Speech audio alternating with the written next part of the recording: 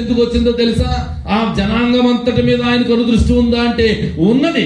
కానీ వారందరికంటే నీతిమంతుడిగా ఉన్నాడు గనుక, నిందారహితుడిగా ఉన్నాడు గనుక, ప్రత్యేకమైన వ్యక్తిగా ఉన్నాడు గనుక ఆయన పైకు ఆయన యొక్క కృప దిగి వచ్చింది. ఆమేన్. ఆయన స్వరము తాకింది, ఆయన యొక్క మనస్సు ఆయన మీద నిలిచింది, ఆయన యొక్క అభిషేకము నిలిచింది, ఆయన యొక్క తలంపులు నిలిచే గనుక ఆ వ్యక్తిని పిలుస్తా ఉన్నాడు ఈ రోజు, నోవహు నువ్వు వాడను సిద్ధం చేయి అంటే. ఈ రోజున మనం ఎవరైతే మనము జీవితాన్ని ప్రత్యేకపరుచుకుంటామో, దేవుని కొరకు సమర్పించుకుంటామో, మన కుటుంబంలోనే ప్రత్యేకంగా నిలబడతామో, సమాజంలోనే ప్రత్యేకంగా నిలబడతామో, ఎవరైతే ప్రతిష్ట చేసుకుని ఆయన కొరకు నిలబడతామో వారందరిపైన ఏం చేస్తాడండి? కనుదృష్టి ఉంచుతాడు. హల్లెలూయా. నీకు బాధ్యతలు అప్పగిస్తాడు. నువ్వు నాకు ఆ బాధ్యత అప్పగించయ్యా, నీ పనిముట్టుగా చేసుకోవయ్యా, నీ పాత్రగా చేసుకోవయ్యా అంటే చేసుకుంటానికి సిద్ధమైన. కానీ మనం ఆయనకు దొరుకుతున్నామా? ఆయనకు మనము ఒక నిందారహితుడిగా కనబడుతున్నామా, ఒక నీతిమంతుడిగా కనబడుతున్నామా అనేటువంటి ప్రశ్న మనలో వేసుకుంటే ఏమాత్రమో కనబడదు. ఎక్కడొక చోట అవినీతి కనబడతా ఉంటది, ఎక్కడొక చోట ఒక అబద్ధమని ఆ మాట్లాడి మనం తప్పిపోతా ఉంటాం. అందుకే దేవుడు మన పైన కనుదృష్టిని నిలపలేకపోతున్నాడు. అలనాడు నోవహుతో మాట్లాడిన దేవుడు ఈ రోజు నీతో మాట్లాడడానికి వెనకాడతాడా? ఆయన ఆ దినమున వాడ సిద్ధము చేయడానికి ఆజ్ఞాపించిన దేవుడు ఈ రోజు నిన్ను కూడా ఒక పనిముట్టుగా పాత్రగా మలిచి ఒక సంఘాన్ని సిద్ధపరిచి నీ చేతులు పెట్టలేడా? పెట్టడం లేదు అని అంటే, నీకు ఇవ్వటలేదనంటే, ఆ బాధ్యత నీకు అప్పగించట్లేదంటే నువ్వు ఎక్కడో తప్పిపోతా ఉన్నావు. ఎక్కడో నీ యొక్క పరిస్థితి తప్పిపోతా ఉంది, నీ యొక్క ఆధ్యాత్మిక స్థితి తప్పిపోతా ఉంది, నీ ప్రతిష్ట కలిగినటువంటి స్థితి తప్పిపోతా ఉంది. అందుకే దేవుడు నీతో నాతో మాట్లాడలేకపోతున్నాడు. ఎందుకని మాట్లాడలేకపోతున్నాడు అంటే మనలో పొరపాటు దొరుకుతుంది కనుక. మనలో ఒక ప్రాబ్లం ఉంది. ఆ ప్రాబ్లం మనం తొలగించుకుంటే, దేవునికి సమర్పణ అనేటువంటి చేసుకుంటే, దేవుని కొరకు నిందారహితుడిగా నిలబడితే, దేవుని కొరకు నీతి అనేటువంటి దాని కొరకు మనం ఆకలి దప్పులు కలిగి ఉంటే ఆయన రాజ్యాన్ని నిశ్చయముగా చూడగలం. హల్లెలూయా, హల్లెలూయా. ప్రియమైనటువంటి దేవుని బిడ్డలారా, ఇక్కడ వాక్యం ఏం సెలవిస్తుందంటే, ఎవరైతే నీతిమంతులుగా కనబడతారో వారి కనుదృష్టి ఆయన కనుదృష్టి వారిపైన ఉంటుంది. ఆమేన్. ఉంటుందా ఉండదా? మీరు ఏమైనా ఉండదంటే చెప్పక్కర్లేదు, మీరు చక్కగా చెప్పండి. ఏమి ఉండదండి. నేను చేయవలసినవన్నీ చేస్తున్నానండి, నేను ఇవ్వాల్సినవన్నీ ఇస్తున్నానండి, నేను ఎంత నీతిగా బ్రతకాలో అంత నీతిమంతుడిగా నేను బ్రతుకుతున్నానండి, అయినా దేవుని యొక్క కటాక్షణ అనేది రావట్లేదు అన్నటువంటి వారు ఎవరైనా ఉంటే చక్కగా చెప్పొచ్చండి.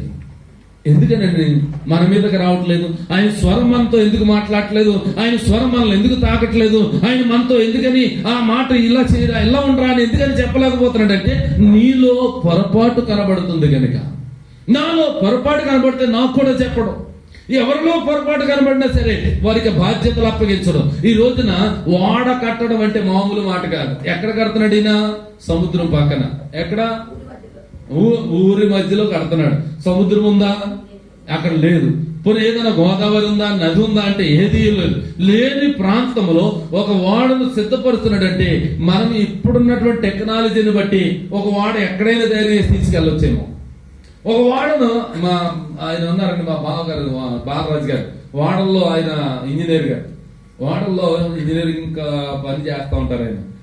అయితే ఆయన చేస్తున్న వాడ ఏదైనా ఎక్కడైనా ఆగిపోతే ఆయన రిపేర్ చేసి తీసుకువెళ్ళొచ్చు, బయటికి తీసుకొచ్చి కూడా రిపేర్ చేసే సాధనాల పరికరాలు ఇక్కడ ఉన్నాయి. కానీ ఆనాటి కాలంలో లేవు.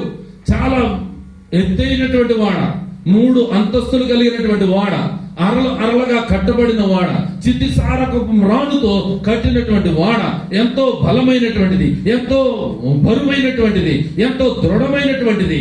అలాంటి వాడను సముద్రంలో తీసుకుని వెళ్ళేటువంటి అవకాశం లేదు. అయినప్పటికీ ఊరు మధ్యన కడతా ఉంటే అందరూ హేళన చేశారంట. ఏమని? నోవహు నువ్వేనా నీతిమంతుడివి? నీ కొరకు వారం గుర్పించేస్తున్నాడా? ప్రజలందరూ చచ్చిపోతామా? నువ్వు ఒక్కడవే బ్రతుకుతావా? బాగానే చెప్పోరా, ఈ కథ బాగుంది అని హేళన చేశారట. దేవుడు ఏం చెప్పాడు? రే నువ్వు వాడని సిద్ధం చేయి, నువ్వు వాడని సిద్ధం చేయని ఇంచుమించు 120 సంవత్సరాలు ఆయన చెప్పినటువంటి వాడను తయారు చేస్తా ఉన్నాడు. నీతిమంతుడైనటువంటి ఇతడు ఇంకా ఎంత కాలము జీవిస్తాడనేటువంటిది అక్కడ రాసి ఉంది. ఆ వాడ ప్రయాణము చేసే టయానికి, ఆ వాడ నీళ్లతో పైకి లేచిన సమయానికి ఆయన వయసు ఎంత అంటే 600 సంవత్సరాలను రాశాడు. ఎన్ని సంవత్సరాలండి? 600 సంవత్సరాలు. ఎన్ని సంవత్సరాలు కట్టాడండి ఆయన వాడ? ఇంచుమించు 120 సంవత్సరాలు కట్టాడని చెప్తారు. కనుక ఈ 120 సంవత్సరాలు ఎవడొకడు అడుగుతానే ఉంటాడు కదా, ఏదో ఒక రోజు ప్రతిరోజు అడుగుతూనే ఉంటాడు. కొత్త వారు ఎవరైనా కనబడితే ఆ ఊర్లో, ఆ గ్రామంలో, ఆ పక్కన ఉన్నటువంటి వారు కొంచెం కట్టిన తర్వాత కనబడుతుంది. ఏమంటే మొదలెట్టినప్పుడు కనబడదు కదా, వాడ కడుతున్నప్పుడు మొదలు పెట్టినప్పుడు కనబడుతుందా? కొంచెం కట్టిన తర్వాత ఏంట్రా కడుతున్నాడు, ఒక అంతస్తు కట్టేశాడు, అప్పుడు ఇంకా బాగా కనబడుతుంది. 2వ అంతస్తు కట్టేశాడు, మళ్ళీ బాగా కనబడుతుంది. 3వ అంతస్తు చేసిన తర్వాత ఇంకా బాగా కనబడుతుంది. అప్పుడు అనేక మంది వచ్చి విజిటింగ్ వచ్చి చూసేటువంటి వారు కూడా కనబడుతూ ఉంటారు. అటువంటి వారందరికీ బోధిస్తున్నాడు. ఏమని తెలుసా?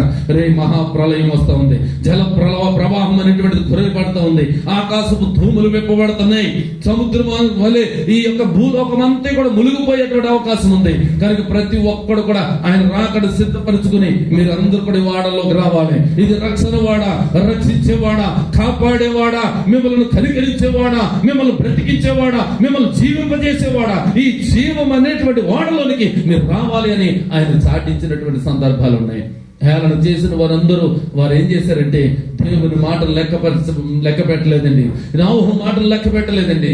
నోవహు మాటలు లక్ష్య పెట్టకుండా వారు విపరీతమైనటువంటి హేళనతో అతన్ని నిందించారు. అయినప్పటికీ వారు ఏం చేశారంటే ఈ అనుమండలు రక్షించబడ్డారు, మిగతా వారందరూ చనిపోయారు. దీనికి గల కారణం ఏంటి అంటే వినే అవకాశం ఉన్నా సరే వినం, అవకాశం ఉన్నప్పటికీ మనం వెళ్ళం.